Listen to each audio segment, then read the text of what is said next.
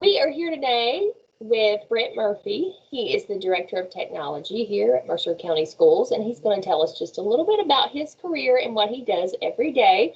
So thank you, Brent, for joining us. We appreciate you. So if you will just tell us, what does a typical day look like for you as the Director of Technology? So a typical day here with Mercer County Schools is it's never boring. For instance, even today, we had a major outage at central office getting ready for this call. And so we got to be flexible. There's always something going on. I think that was one of my interview questions when I interviewed for this position was if I was flexible, and I think they followed that with I will never get bored in this position because it constantly changes. Things are technology. It's just the nature of the occupation. Things break, and no matter how much you plan, how much you have things running perfectly, things happen, things break. So you have to be flexible and kind of go roll with the punches. We'll have a plan for the day. We have 4 technicians who work on things at the schools, and so they go out and they have a defined plan for their day. But again, we have to be flexible. If we have a major outage, we have to prioritize these outages, and we may have to readjust their schedules based on needs at the school. Because obviously, the first need, first and foremost, is keeping central office up, keeping the schools, the internet up, keeping those big things working, and then we work on the kind of the smaller, lower priority things as time allows. Right. So, can you tell our students what steps led you to this career path? Have you worked in technology for a while or? So I did. So I think as a child, I always was curious, and that's kind of the curiosity led to wanting to know more about different things. And so, got to roll back. I'll show my age a little bit, but Commodore 64, Atari 2600, those things were just coming out when I was little. And so my parents they didn't know anything about, it was all new technology to them. They knew nothing about video games, nothing about computers. And so I was fortunate enough, they bought me a Commodore 64 one year for Christmas, but nothing, they didn't teach me how to use it. And so that curiosity of what is this big box and what can it do led to just experiment, just looking at it, just trying to figure out what makes it tick, how can I use this. And so that curiosity, I think, just led into over the years of, hey, these things are really cool. This could be an opportunity for a career. But honestly, I thought it more of it was just a hobby more so than an occupation. I mean, I actually went to college to be a veterinarian. I was taking pre-professional science classes at college, and on the side, I was working for the college, working on computers. So I was doing computer tech repair for the college, but taking pre-professional science classes. And so I think over the course of my first semester in college, probably second semester, I decided that, hey, I like this. This could be a career, and could be a career opportunity. And just kind of, I switched my major from pre-professional science into computer science, went that path. Then out of college, went to work for Dish Network.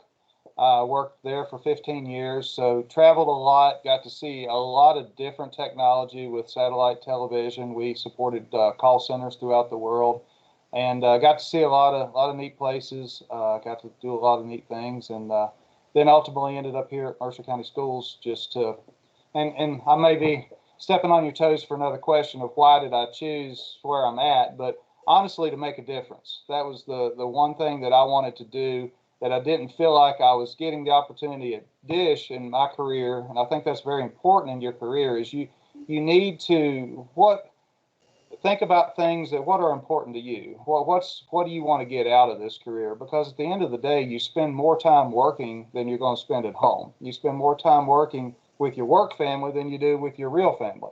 So you spend a lot of time. It's very important to be happy, to be fulfilling the needs that you think you've got.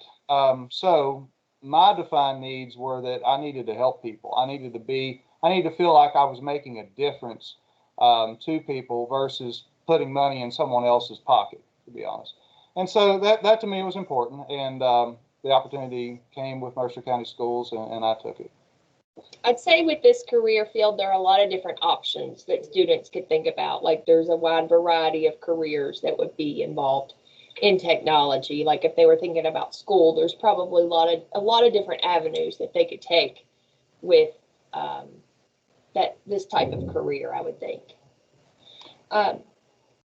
Absolutely. And well, you want me to expound on that? Sure.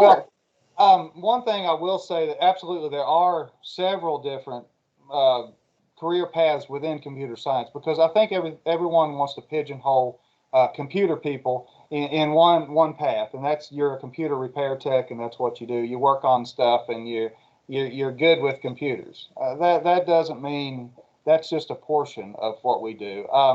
And I think it's very important as you're looking at this field to, again, what are you interested in? Are you truly that techie person that likes to get down on the circuit board and the motherboard, and you're looking at memory and you're looking at all these different things that makes that computer tick? Or are you more on the side of programmatically, I want to write programs to make that hardware do certain things for that user? Or then another path is, I actually want to work with those users to find out their needs of what they need in software to relay that on to the programmer to then program for the hardware guy. So there's all kinds of different aspects there, and I think are very important. When I'm talking to students, I like to lead them down the path of those business liaison fields are so important, because they're developers. When you go to college and I had several professors say, if you can write code, you can make $150,000 a year, and go out of school, write code. Some people just aren't wired. I wasn't wired to sit in a dark room and write code for 10 hours a day.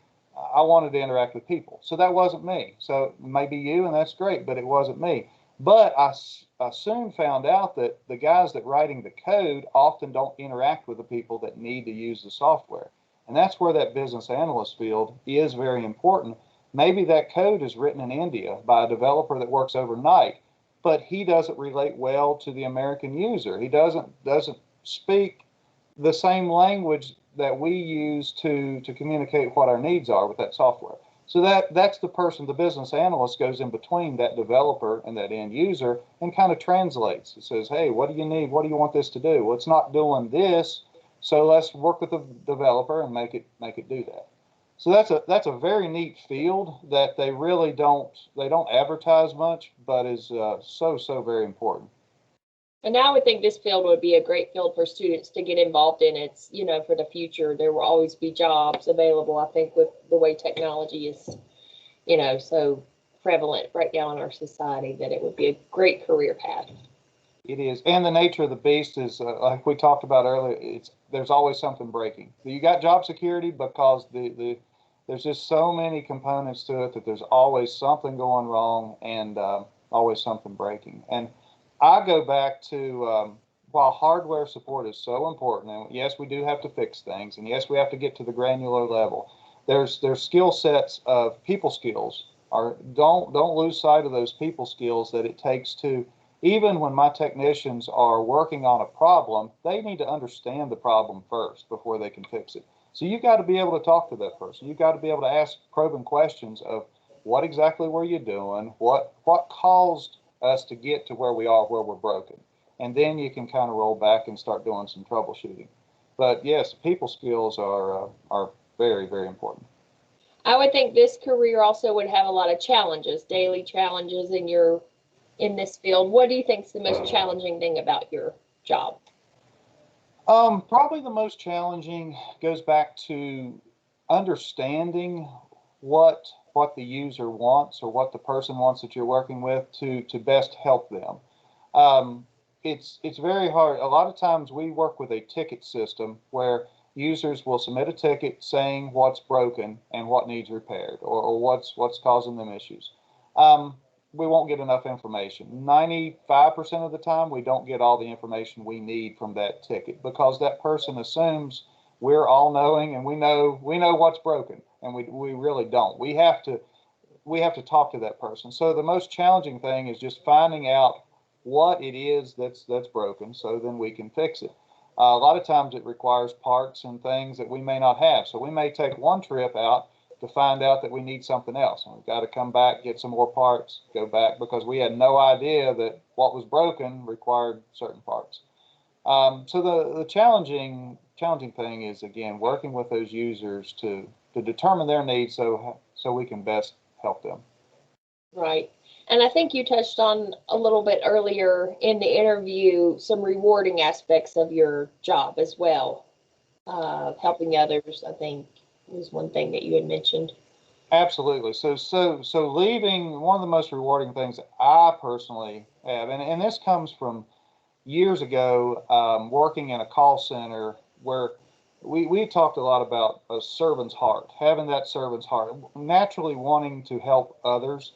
And I think that's something that most people ingrained in you. It feels good when you help somebody. Maybe you hold the door open for them. Maybe you just do something little, but it feels good to do something to help. And in this field, you do get to help a lot of people. You get to fix, when you leave and you truly have fixed their issue, and hopefully very quickly, maybe it's just something little that you were able to fix. You've seen it 100 times before broken, so you knew what it was. They didn't. They never seen it. So you help them, you fix their problem, and you walk away saying, I fixed them. They're back to work. Life goes on. Give us some advice for high school students, whether it's just advice for life in general or specifically if they're interested in this career. What advice would you give to students today? Well, there was a book. Oh gosh, and I don't remember the name. Do what you love, and the money will follow. I can't remember who wrote it, but that's be happy in what you do, and money will come. That shouldn't be the driving. I see so many people, and a lot that were in classes with me of, let's go make this money, let's make this money. And at the end of the day, if you're not happy with your family and you're working 20 hours a day and you're traveling all over the world trying to, maybe you get a call and saying, be on a flight tonight, you've got to be in I don't know, Mexico City in the morning to work on one of their servers. And you leave your family and you leave everything, and yes, you get paid well for that, but you don't have that family life. So it goes back to do what you love. If you truly love something, then you're going to be happier at home. You're going to be doing the things, and maybe it blends over into home. Maybe you are working at home, but you're there with your family, and you're working on computers or whatever you choose. I mean, maybe it's something else that you choose. But again, you've got that blended life. Balance would be the other thing that I would say is very important, where work-life balance of not trying to work a career to the point of you're destroying that other side of your life. So you got to have balance. But if you pick a field that you're truly interested in, you truly enjoy, and it just makes everything else in life better, happier. You're a better person, and people want to be around you. I think that is excellent advice from Brent Murphy, our Director of Technology for Mercer County Schools. And we want to thank you so much again for taking time out of your busy schedule to talk with our high school students. I think you've given them some great advice. Okay, thank you. Thank you. Okay.